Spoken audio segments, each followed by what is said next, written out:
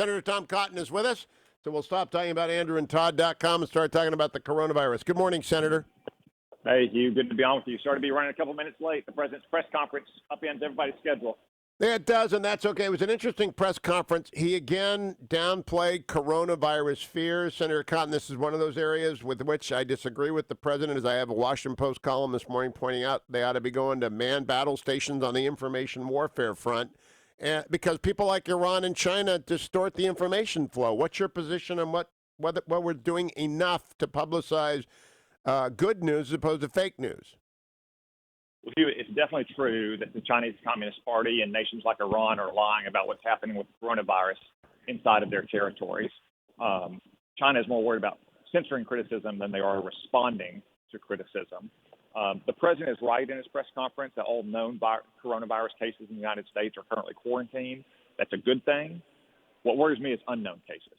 So, for instance, Hugh, in the month of January alone, 1,500 people flew directly from Wuhan to New York City before we stopped travel from China.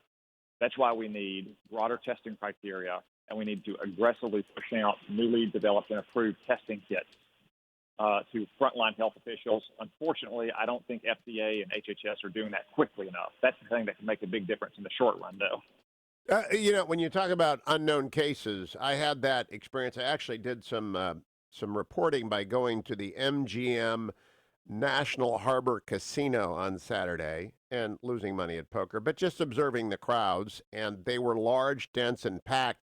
Those will empty out the moment we start getting reports of the virus in the United States, Senator Cotton, and there are information warriors around the globe who will spread false reports. That's my biggest concern, is that fake news troll bots will try and divide America over this virus. Do you think the president has that high enough on his priority list?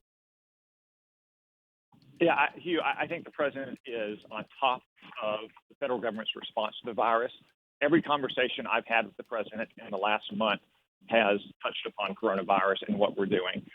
He's rightly concerned about the economic impact, and he's trying to mitigate that impact for America's families. He's also worried about the kind of disinformation that you can see on the internet, especially coming from China or from anthropologists or these international health bureaucrats who worry more about hurting people's feelings than they are about getting out truthful information, including information about what is unknown, and therefore what precautions we should be taking. Do you believe the president's fully aware of the 1918 example and how devastating it was when the country did not get true information from the government, and as a result, Wilson lost the confidence of the people?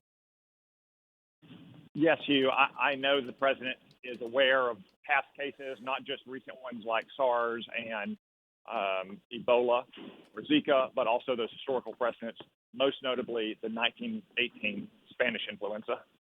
And so what's he think about that? Does he really believe that Secretary Azar, who I admire a lot, and Dr. Fauci are good enough to elevate the American response? I want the vice president in charge of a special commission. I want a definitive, real-time response to every story, tracking, news, where is it, what's the virus in the United States like, whether or not there are vaccines, treatments, et cetera. We're not doing that. CDC, in fact, seems to be defining slow. Well, unfortunately, there is some stubborn, kind of know-it-all, business-as-usual bureaucrats in the government who, again, seem to be more concerned about causing fear or stigma or hurting people's feelings, when in reality, the best thing to do in any outbreak like this is, one, err on the side of caution, and two, be honest with the people about what we don't know or what we know, and especially what we don't know, which gets back to erring on the side of caution.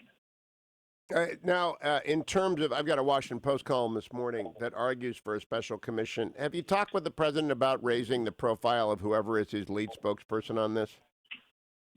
I've not talked specifically with the president about that, Hugh, but I do think it's something that, as its consciousness is growing in the United States, in part because of the impact on markets yesterday, it wouldn't surprise me for them to take that kind of course of action.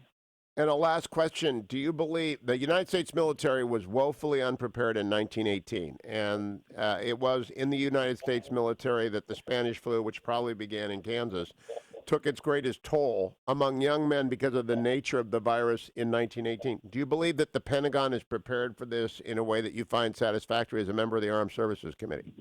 Yes, I am confident that our military leaders are doing everything they can to be prepared. Senator Tom Cotton, always a pleasure. Thanks for joining me. Thank you. Don't go anywhere, America. Hour number 3 of the Hugh Hewitt Show straight ahead. We continue.